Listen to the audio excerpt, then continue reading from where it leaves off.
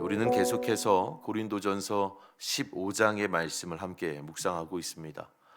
저는 개인적으로 이 고린도전서 15장 말씀이 부활에 관한 가장 도전적이면서도 강렬한 성경 본문이라고 생각하는데요. 그래서 이 본문을 마주할 때마다 부활에 대한 사도 바울의 매우 대담하고 또 과격하기까지 한 그 논리와 주장들을 이해하는 데 있어서 약간의 어려움을 느끼곤 합니다. 가령 고린도전서 15장 13절과 14절에서 바울은 이렇게 말하죠. 만일 죽은 자의 부활이 없으면 그리스도도 다시 살아나지 못하셨으리라.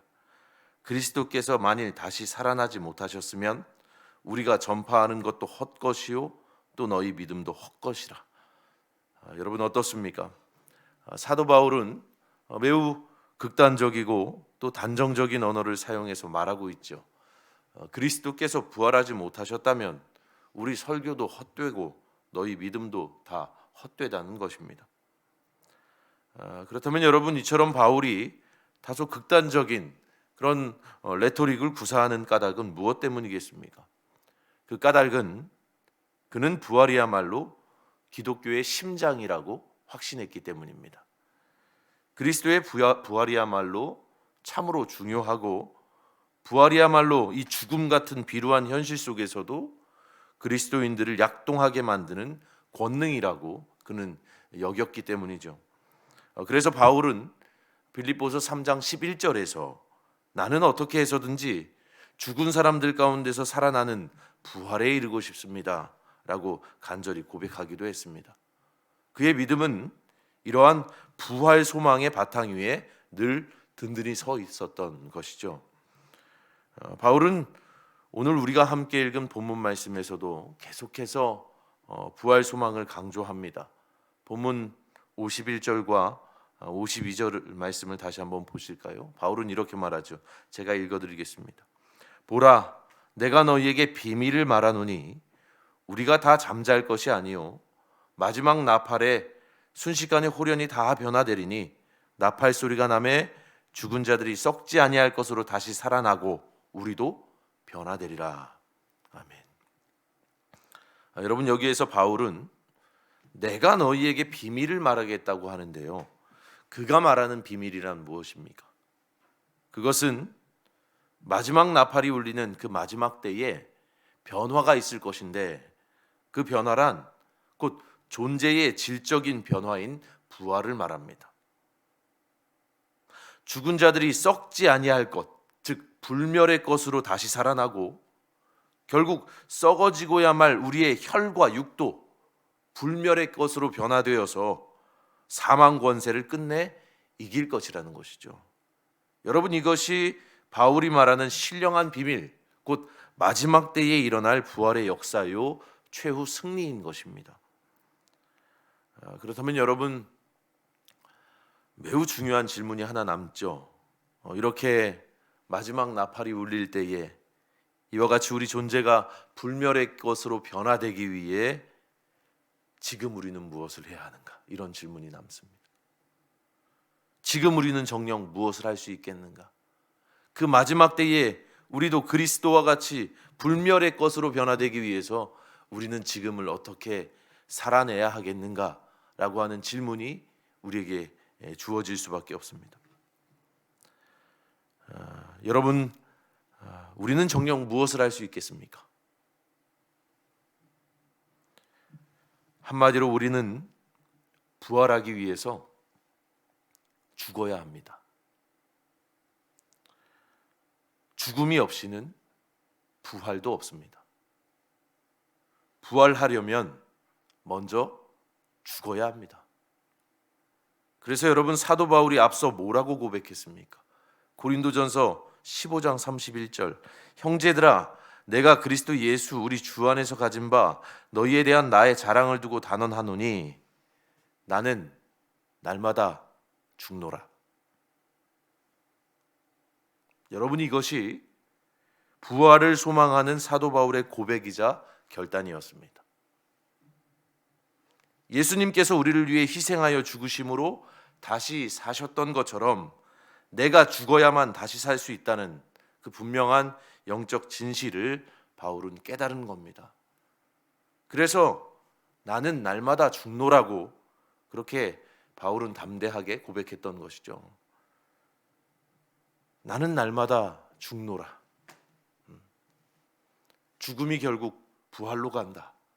분명한 이러한 믿음이 사도 바울에게는 있었던 것입니다. 그러면 여러분 어떻게 죽으시겠습니까?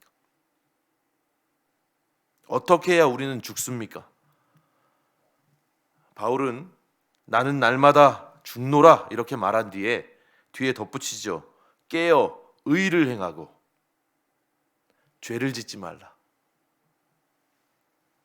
여러분 이것이 죽는 겁니다. 깨어 하나님의 의를 행하고 죄를 짓지 않는 것이죠. 그리고 이와 더불어서 오늘 본문 58절이 전하는 바와 같이 믿음 안에서 견실하며 흔들리지 말고 항상 주의 일에 힘쓰는 자가 되는 그것이 우리가 죽는 길입니다. 날마다 나를 주님 앞에 굴복시키고 복종시켜서 그와 같이 신실히 행할 때 우리는 진정한 의미에서 죽는 것이죠.